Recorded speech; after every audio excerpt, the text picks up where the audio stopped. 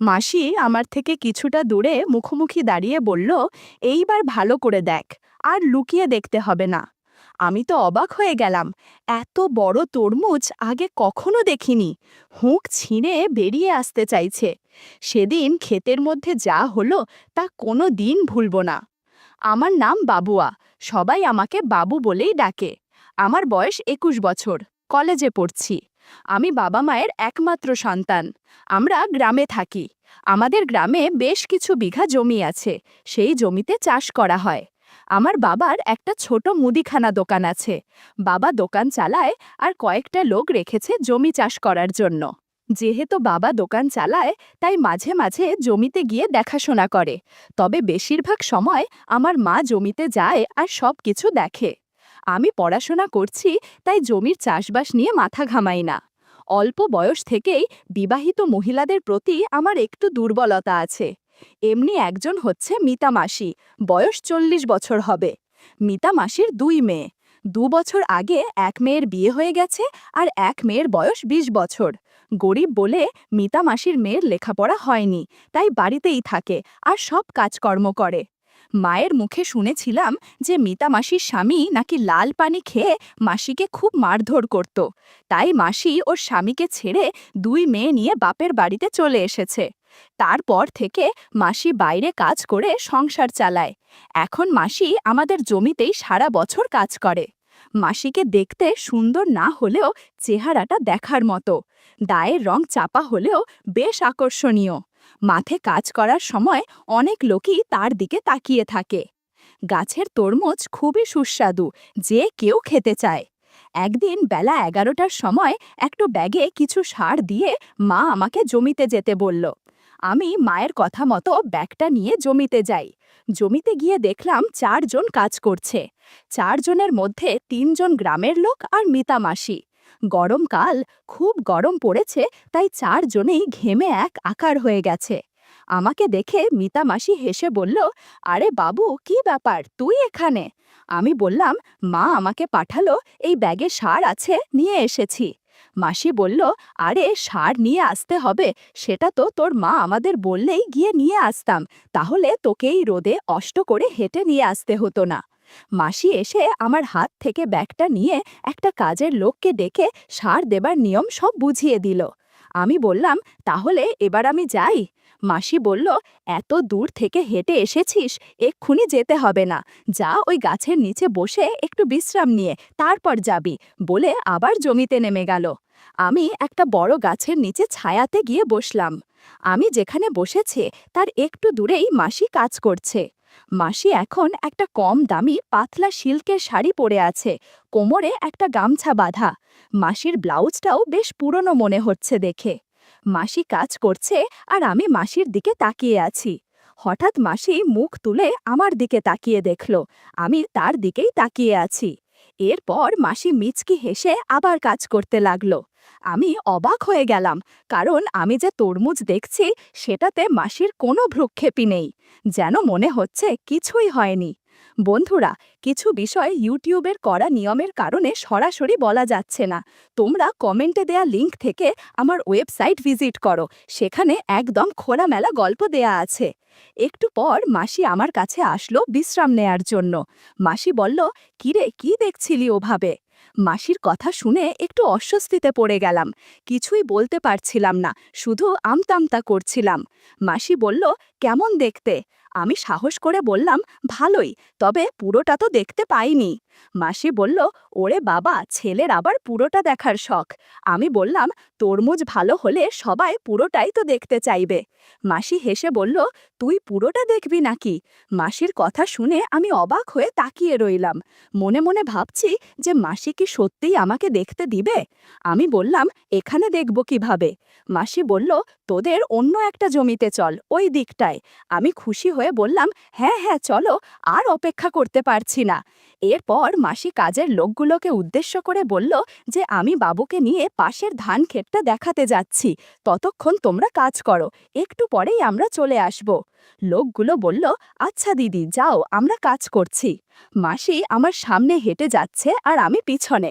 মাসির হাঁটার স্টাইল আমার খুব ভালো লাগছিল। 10 মিনিটের মতো হাঁটার পর আমরা একটা জমির মাঝখানে চলে এলাম। এই জমিতে এত বড় বড় ধান গাছ চাষ হয়েছে যে দূর থেকে বোঝা যাবে না যে এই জমির ভিতরে কেউ আছে। যাই হোক, মাসি আমার থেকে কিছুটা দূরে মুখামুখি দাঁড়িয়ে বলল, এই দেখ। আমি ক্ষেতের তরমুজ দেখে অবাক হয়ে গেলাম। এত বড় তরমুজ আগে কখনো দেখিনি। তরমুজ অনেক ফর্সা ছিল। মাসি তরমুজ দেখাতে দেখাতে বলল, আগে বল, এইসব কথা কাউকে বলবি না তো? আমি বললাম, না না, কাউকে বলবো না, সত্যি বলছি। আমি এক দৃষ্টিতে তাকিয়ে আছি দেখে মাসি হেসে বলল, এই বাবু, কেমন লাগছে তরমুজগুলো? আমি বললাম, অসাধারণ মাসি, কোনো কথা হবে না। মাসি বলল, তোর তো ক্ষুধা লেগেছে, কিছুই খাসনি, এই তরমুজগুলো খেয়ে নে। আমি আর কথা বাড়ালাম না, আস্তে আস্তে তরমুজ খেতে শুরু করলাম। 30 মিনিটের মতো আমরা আড্ডা দিয়েছি। মাসি বলল, না আর এখানে থাকা যাবে না, অনেকক্ষণ হয়ে গেছে এসেছি, কেউ এসে পড়লে সমস্যা হয়ে যাবে, এবার চল। এরপর আমি আর মাসি জমির থেকে রওনা দিলাম। আগের জমিতে ফিরে এসে দেখলাম সেই লোকগুলো আগের মতোই এক মনে কাজ করছে। মাসি লোকগুলোকে উদ্দেশ্য করে বলল, আচ্ছা ভাই, অনেক কাজ হয়েছে, এবার সবাই বাড়ি চলো, গিয়ে খেয়ে আসি, বাকি কাজ পরে হবে। মাসির কথা শুনে সবাই একসঙ্গে জমি থেকে উঠে বাড়ির দিকে চলে গেল। আমিও সারের ব্যাগটা হাতে নিয়ে বাড়ির দিকে রওনা দিলাম। মাথার উপরে সূর্য দাঁড়িয়ে আছে। বাড়ি ফিরে স্নান করে দুপুরের খাবার খেয়ে নিলাম। এর মাঝে কয়েকদিন কেটে গেল। একদিন মার কাছ থেকে জানতে পারলাম মাসি অসুস্থ হয়ে পড়েছে। তার ছোট মেয়েও বাড়িতে নেই, তাই মা আমাকে মাসির দেখাশোনা করার জন্য যেতে বলল। কথা মতো আমিও চলে গেলাম মাসির বাড়িতে। বুঝলাম মাসি রাগ করেছে কয়েকদিন দেখা না করার কারণে। মাসিকে ওষুধ দিয়ে বললাম, খেয়ে নাও। মাসি কোনো কথা বলছে না। মাসির মুখের দিকে হাত নিয়ে মুখ ঘুরিয়ে বললাম, তুমি যদি ওষুধ না খাও আমি চলে যাব, আর আসব না। মাসি দেখলাম আমার হাত থেকে ওষুধ নিয়ে খেয়ে নিল। আর কোনো কথা হলো না। হঠাৎ বাসার কলিং বেল বেজে উঠল। আমি গিয়ে দরজা খুলতেই দেখি মাসির বয়সী এক মোটা মহিলা। মহিলাকে দেখে চিনলাম না, তাই জিজ্ঞেস করলাম, কাকে চাই? উনি বললেন, মিতা নেই? আমি আছি বলে ওনাকে ভেতরে আসতে বললাম। গিয়ে মাসিকে বললাম, এক মহিলা এসেছে। মাসি দেখলাম ওড়না ঠিকঠাক পরে বলল ভেতরে নিয়ে যেতে। আমি গিয়ে ওই মহিলাকে বললাম, মাসি আপনাকে ভেতরে রাখছে। উনি যাওয়ার সময় ওনাকে ভালোভাবে দেখলাম, বেশ স্বাস্থ্যবান, শাখা সিঁদুর নেই। উনি ভেতরে ঢুকতেই বলে উঠল, ও মিতা, কেমন আছিস? উনি মাসিকে শোয়া অবস্থায় দেখে জিজ্ঞেস করল, মাসির কি হয়েছে? মাসি বলল, কলতলায় পড়ে গিয়ে কোমরে সামান্য ব্যথা পেয়েছে। আমি মাসিকে বললাম, তোমরা কথা বলো, আমি টিভি রুমে আছি। এই বলে টিভি রুমে গিয়ে সাউন্ডটা বাড়িয়ে দিয়ে মাসির রুমের সামনে এসে ওদের কথা শুনছিলাম। রিনু মাসি বলল, ছেলেটা কে রে মিতা, আগে তো দেখিনি। মিতা মাসি আমার কথা সব বলল, কিন্তু মাসিকে সেদিন খান ক্ষেতের ঘটনা বলল না। রিনু মাসি চুপি চুপি বলল, ছেলেটা কিন্তু হ্যান্ডসাম, আমি হলে তো কবেই বন্ধুত্ব করে ফেলতাম। আসলাম অনেক দিন পর তোর সাথে গল্প করতে, আর তুই কিনা বিছানায় পড়ে রইলি, আমার মনটা কেমন যেন করছে। মিতা মাসি বলল, তোর মুখে কিছুই আটকায় না, ওর অবয়স খুব বেশি না, আর আমি ওকে দিয়ে কিছু করাবো না, জানাজানি হলে কি হবে ভেবেছিস? রিনু মাসি বলল, কেন, ওর কি ক্ষমতা নেই? ওকে দেখে তো মনে হচ্ছে ভালোই শক্তিশালী। আমি ওদের কথা শুনছিলাম আর মনে মনে খুশি হলাম। যাক, একসাথে দুজনকে বন্ধু বানানো যাবে। একটু পর আমি টিভি রুমে ফিরে এলাম। কিছুক্ষণ যেতেই আবার বেল বেজে উঠল। খুলে দেখি মা দাঁড়িয়ে। মা ভেতরে ঢুকে মাসির রুমে গেল। আমি মাসিকে বললাম, আমি তাইলে মাসির জন্য কিছু ওষুধ নিয়ে আসি। রিনু মাসি বলল, ওষুধ কোথা থেকে নেবে? আমি ঠিকানা বলতেই রিনু মাসি বলল, ভালোই হলো, পথে আমার বাড়ি পড়বে, আমাকে মামিয়ে তুমি ওষুধ আনতে যেও। বাড়ি থেকে বের হয়ে ট্যাক্সি না পেয়ে রিকশা নিলাম। মাসির কারণে রিকশাতে দুজনের বসতে একটু কষ্ট হচ্ছিল, আর মাসি তা বুঝতে পেরে কোনো মতে চাপাচাপি করে বসল। মাসি আমার সাথে কথা বলতে লাগলো, কি করি না করি এইসব। মাসির কথা থেকে জানতে পারলাম মাসির স্বামী গত হয়েছে প্রায় 8 বছর। এক ছেলে এক মেয়ে, দুজনই বিবাহিত। ছেলে দেশের বাইরে পড়াশোনা করতে গিয়ে ওইখানে বিয়ে করে সেটেল হয়েছে, আর মেয়ে শ্বশুর বাড়ি থেকে এসে দেখে যায় বাড়িতে একটা কাজের মেয়ে রয়েছে যে সব কিছু করে দেয়। মাসির হাবভাব তেমন একটা ভালো লাগছিল না। রিকশায় ভালো করে বসার বাহানায় জাদুর লাঠিতে বারবার ধাক্কা দিচ্ছিল। কিছুক্ষণ পর মাসি বলল, আমি সামনেই নেমে পড়ব, যদি কিছু মনে না করো তাহলে তোমার নাম্বারটা দেবে, যদি কোনো প্রয়োজন হয় তাহলে তোমাকে ফোন করব। কি আসবে তো এই মাসির বাড়িতে? বললাম, যদি সময় পাই তো অবশ্যই যাব। আর মনে মনে বললাম, তোমার সেবা যত্নও করব। মাসিকে নাম্বারটা দিলাম। মাসি আমার নাম্বারটা নিল। কিছু দূর যেতেই মাসি রিকশা থামিয়ে নেমে গেল। মাসিকে বিদায় জানিয়ে আমি রিকশাতে ওঠার পর মাসির দিকে তাকাতেই কেমন জানি অদ্ভুত চাহনি দিল চোখে মুখে। হাত নেড়ে বিদায় জানালাম। রিকশা চলতে থাকলো, আর আমি কিছুক্ষণ আগে ঘটে যাওয়া মুহূর্তগুলো ভাবছিলাম। রিকশা ফার্মেসির সামনে দাঁড়ালো। আমি ভাড়া মিটিয়ে মাসির জন্য সব ওষুধ কিনে নিলাম। ফার্মেসি থেকে বের হয়ে মাসির বাড়ির উদ্দেশ্যে রওনা দিলাম। মাসির বাড়িতে এসে বেল টিপতেই মা দরজা খুলে দিল। মাসিকে ওষুধপত্র সব বুঝিয়ে দিয়ে আমি আর মা বাড়ি ফিরে এলাম। পরের দিন রিনু মাসিকে ফোন করলাম। জানতে পারলাম কাল কাজের মেয়ে ছুটি দিবে। আমাকে নিমন্ত্রণ করেছে ভাপা পিঠা খাবার জন্য। মনে মনে ভাবলাম, যা করার কালকেই করতে হবে। আগে থেকেই 5টা বেলুনের প্যাকেট কিনে নিলাম। পরের দিন সকালে নাস্তা খেয়ে জিমে চলে গেলাম। ভালোভাবে খেলার প্রস্তুতি নিতে হবে। জিম করে ফ্রেশ হয়ে দুপুর 12টায় বেরিয়ে পড়লাম রিনু মাসির বাড়ির উদ্দেশ্যে।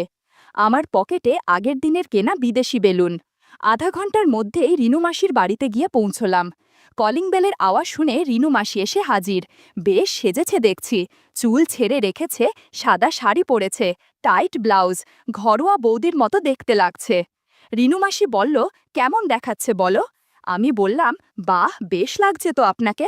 অনেকটা কম বয়সী মেয়েদের মতো লাগছে আপনাকে। মাসি একটু লাজুক সুরে বলল, উফ, কি যে বলো না।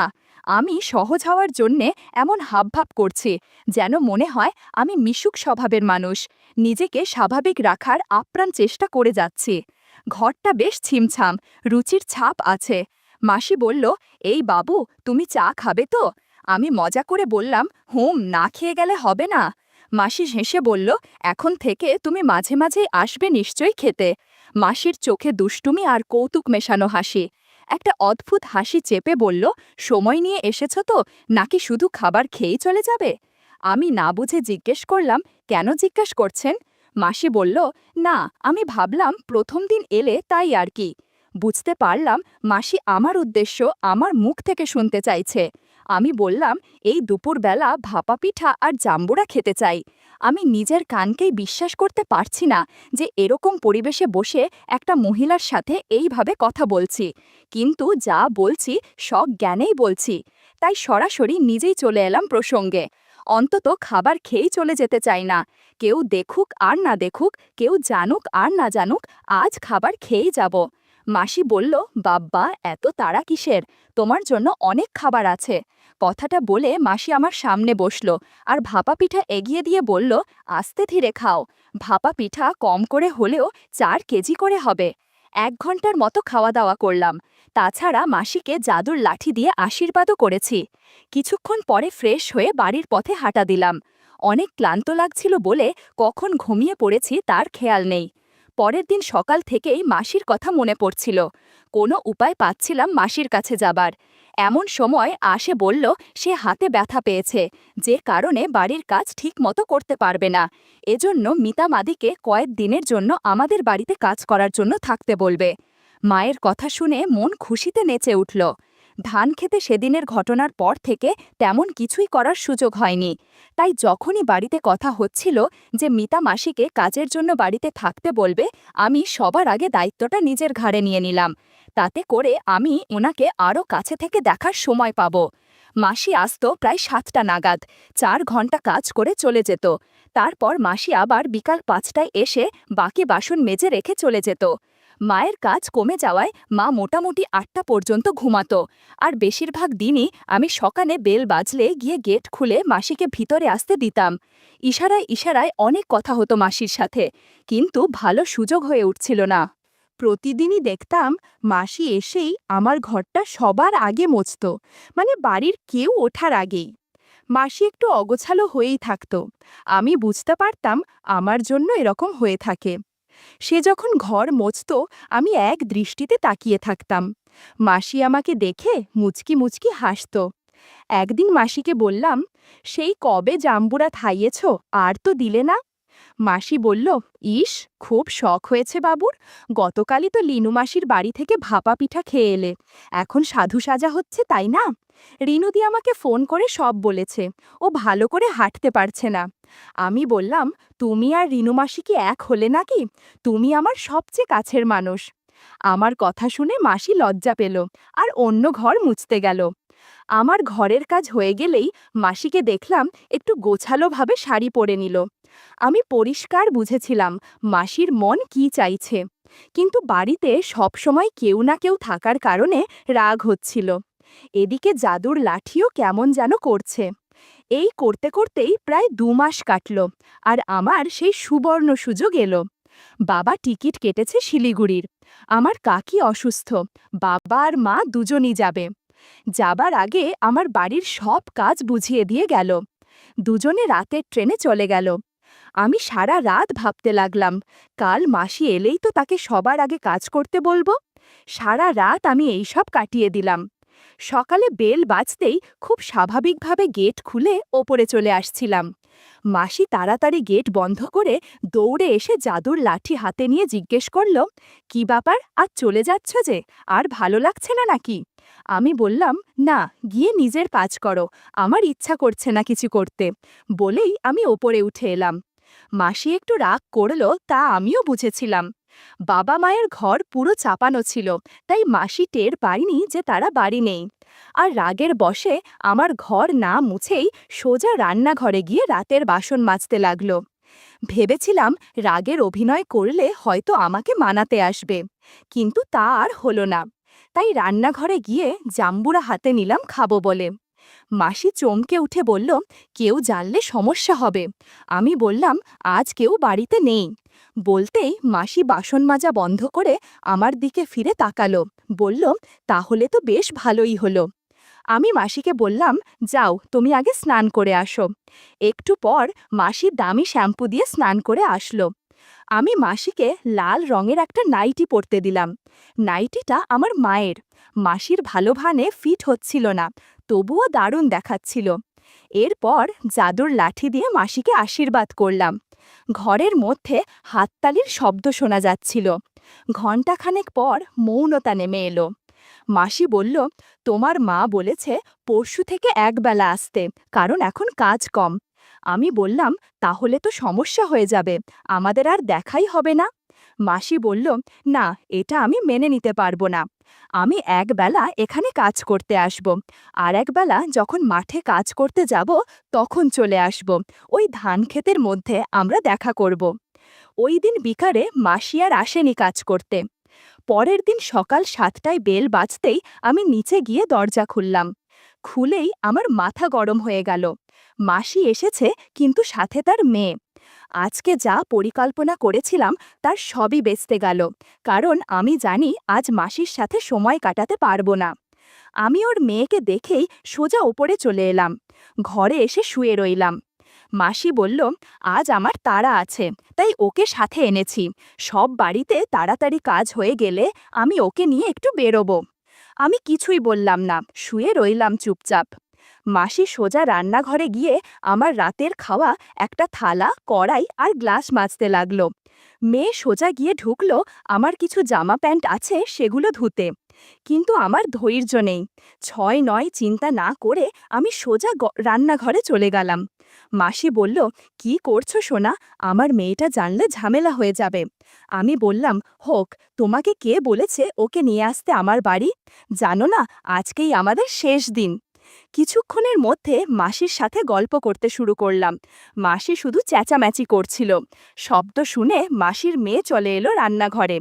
এসে দেখে ব্লাউজ, পেটিকোট ওয়াশ বেসিনের পাশে রাখা। আমি মাসিকে বললাম, ও আমাদের গল্প করতে দেখে ফেলেছে, তুমি ওকে রাজি করাও। আমার কথা শুনে মাসি তার মেয়েকে রাজি করাতে চেষ্টা করল, কিন্তু প্রথমে রাজি হলো না। যখন আমার জাদুর লাঠি দেখল, তখন আর না করতে পারল না। 4 ঘন্টার মতো আমরা গল্পগুজব করেছি। আমি বললাম, বেশ হলো, তোমরা দুজন কাল থেকে ধান খেতে চলে আসবে, আর টাকা পয়সার ব্যাপারে কোনো চিন্তা করো না, দুজনকেই অনেক বকশিস দেব। কথাটা শুনে দুজন হাসতে হাসতে বাড়ি চলে গেল।